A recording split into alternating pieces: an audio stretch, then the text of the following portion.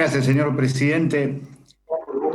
Fechas y ciertos números que generalmente nos hacen creer que a algunos ángeles rantifusos les gusta jugar con las casualidades.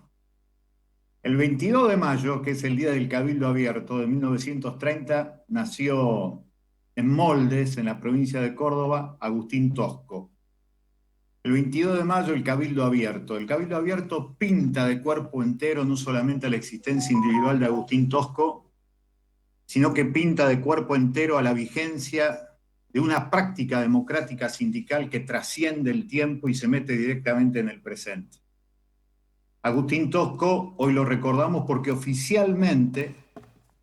su muerte ocurrió un día como hoy, de 45 años atrás, cuando él tenía 45 años. Por eso digo ciertas coincidencias de los números. Pero en realidad, como bien hizo saber después, muchos años después, ese gran escritor que fue Osvaldo Soriano cuando escribió El Ojo de la Patria, Agustín Tosco murió el 4 de noviembre en la clandestinidad en Buenos Aires y lo llevaron como si vivo al lado del que manejaba la ambulancia hasta Córdoba porque estaba en la clandestinidad. En El Ojo de la Patria retoma este mito fundante de la izquierda, Osvaldo Soriano, de la muerte de Tosco, y lo pone en el rescate de uno de los próceres de aquel Cabildo Abierto que él va a recuperar en una de sus últimas grandes novelas. Agustín Tosco es la síntesis de un sindicalismo antiburocrático, un sindicalismo antipatronal, de un sindicalismo antiimperialista y que nunca fue gorila, nunca se expresó en contra de las mayorías obreras que durante mucho tiempo se identificaron con el peronismo como la representación política de la clase obrera. Sucedió una serie de dictaduras en la Argentina. Nosotros, herederos de esa historia, hoy,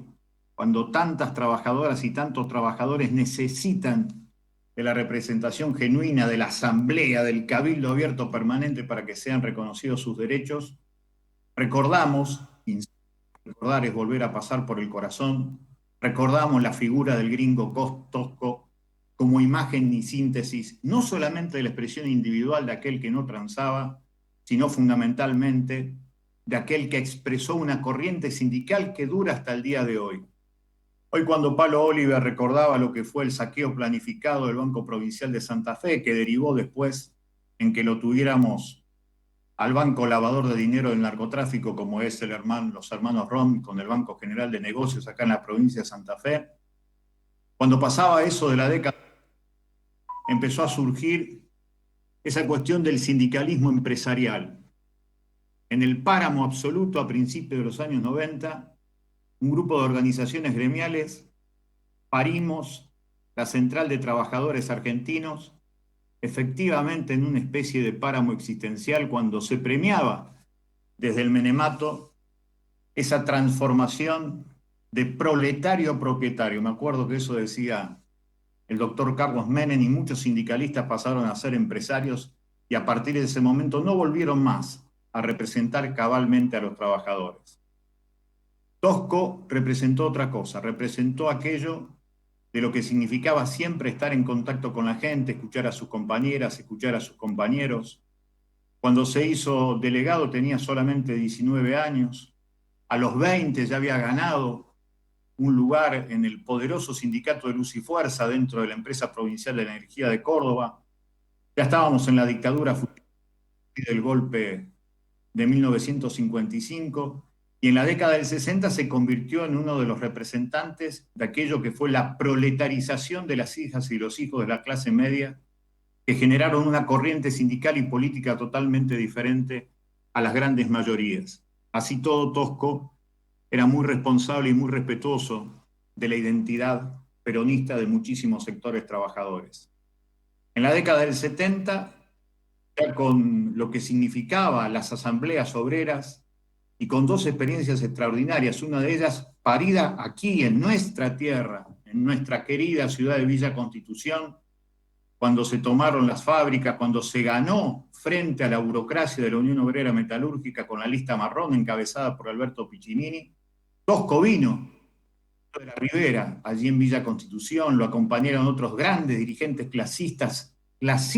y populares que tuvo la Argentina,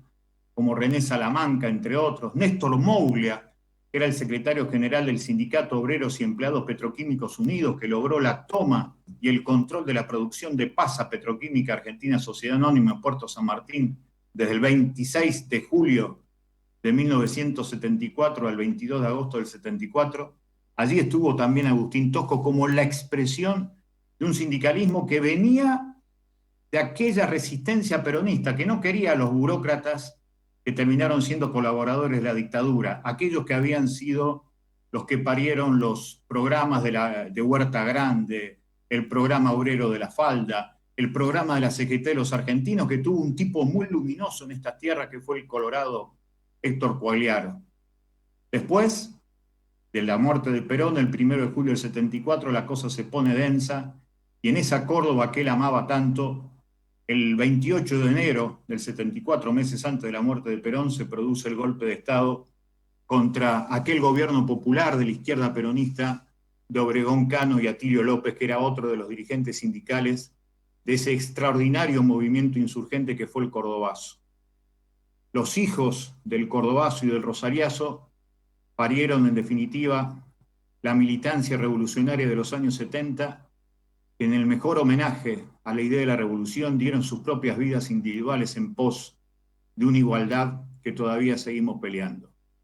En 1975, ya con Tosco en la clandestinidad, su palabra, su referencia, sigue siendo absolutamente un sitio obligado, más hoy que nunca, en donde una vez más vemos escuchar todas las maldiciones contra los dirigentes sindicales como si todos fueran lo mismo, y en definitiva muchos siguen el paso de aquel tipo extraordinario que nació en el 22 de mayo en la metáfora del cabildo abierto, que terminó piantando hacia la pampa de arriba, pero que sigue vivo en las necesidades de muchas trabajadoras y de muchos trabajadores, que es el grito de piedra,